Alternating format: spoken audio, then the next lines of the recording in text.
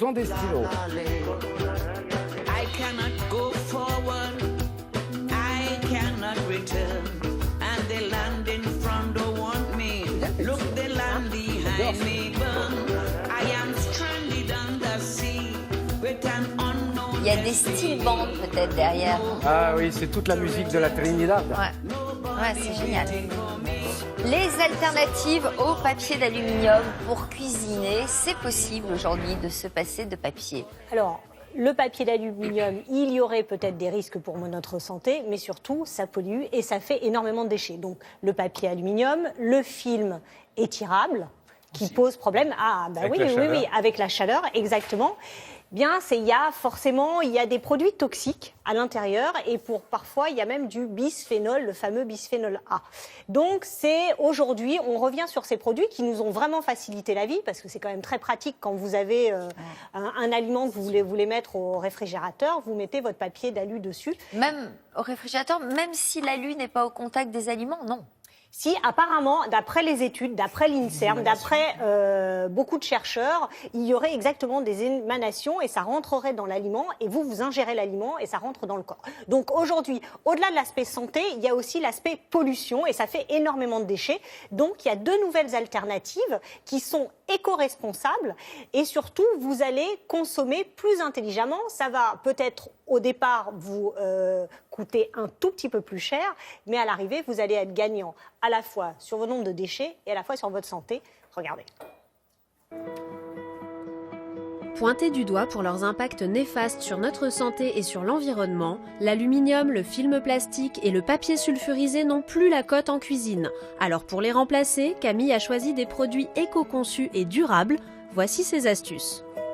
Les alternatives que j'ai trouvées pour tout ce qui va être papier alu mis en papillote, ça va plutôt être les cocottes en fonte ou en verre. Pour tout ce qui va être pâtisserie, plutôt que d'avoir des moules en aluminium, j'utilise des moules en silicone platinium qui permet de chauffer jusqu'à 260 degrés. On peut démouler très facilement et ça évite surtout le transfert en fait, de produits cancérigènes contenus dans l'aluminium lorsque c'est chauffé sur les aliments. Des produits plus coûteux mais plus sains et plus durables. Aujourd'hui, il existe deux alternatives au papier sulfurisé traditionnel blanc que l'on connaît. D'une part, le papier sulfurisé qui n'a pas subi de traitement chimique pour être décoloré. L'avantage, c'est qu'il est compostable et réutilisable, donc bien meilleur pour notre santé et meilleur pour la planète. L'autre alternative, ce sont les tapis de cuisson. Là encore, privilégier plutôt de la haute qualité qui va permettre d'avoir une réutilisation jusqu'à 2000 fois dans le four. Et pour remplacer le film plastique, les innovations ne manquent pas. Les alternatives qu'on va avoir au film plastique étirable, c'est tout d'abord ces toiles éco-conçues qui sont enduites de cire d'abeille ou de cire végétale et qui vont permettre en fait une meilleure protection des aliments. À fermer grâce à la chaleur de vos mains, ces toiles ne doivent pas toucher directement la viande crue, le poisson ou le fromage. D'autres produits en silicone existent pour conserver les aliments au froid, mais pas seulement.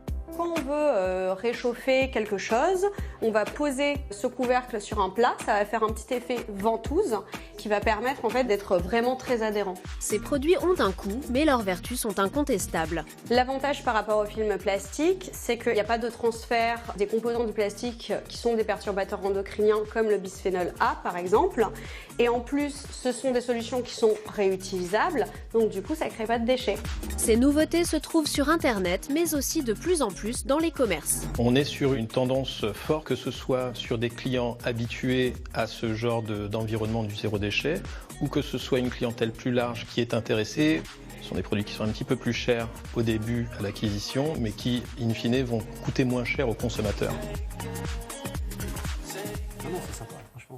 On ne cesse d'innover. Alors, c'est quoi ce papier là qu'on a vu qu'il suffit de coller autour de l'aliment Exactement. Donc ça, c'est la grande nouveauté. Ça remplace le film alimentaire, le film étirable et aussi le papier d'alu. Donc vous avez, regardez, hop. Et ça, c'est en cire d'abeille. C'est étonnant. Regardez, il y en a d'autres là. Donc évidemment, on peut regarder la texture. Et donc, avec la chaleur de vos mains, vous allez forcément le coller sur le récipient. Et c'est réutilisable une fois qu'on l'a collé sur un... Oui, c'est réutilisable et surtout, vous pouvez le laver. Alors, le conseil, surtout, vous ne lavez pas à l'eau chaude avec du produit, du liquide vaisselle, mais vous allez le laver à l'eau froide ou l'eau un petit peu tiède avec du savon écologique. Donc après, il faut vous équiper. Et surtout, vous le lavez, vous le laissez sécher et ensuite, vous pouvez le réutiliser. Là, j'ai pas de plat, c'est pas très pratique pour faire la démonstration, mais normalement, ça colle la cire d'abeille. Voilà, vous voyez ? Hop, et vous le mettez au frigo. Autre chose, alors, juste à signaler, ce sont des sociétés françaises. Il y a et quand on le énormément... met au frigo, une fois qu'on l'a chauffé, ça se décolle pas? Oui, non, ça se décolle pas. Et quand vous le sortez, donc vous étirez votre produit et votre film, et voilà.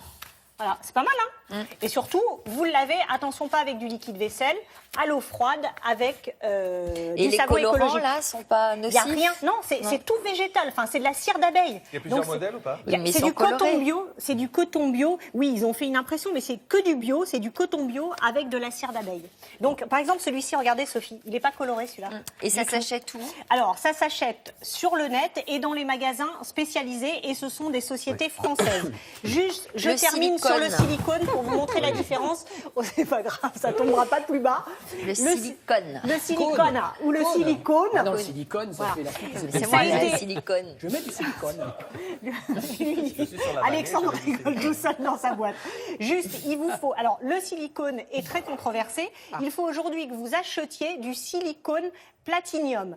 Malheureusement, en France, vous demandez bien à votre vendeur, ou vous regardez sur Internet si c'est marqué silicone platinium, parce qu'en France, la distinction n'est pas forcément faite avec le silicone peroxydé.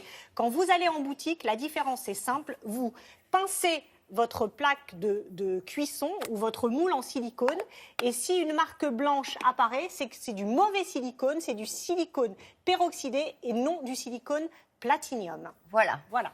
Ok.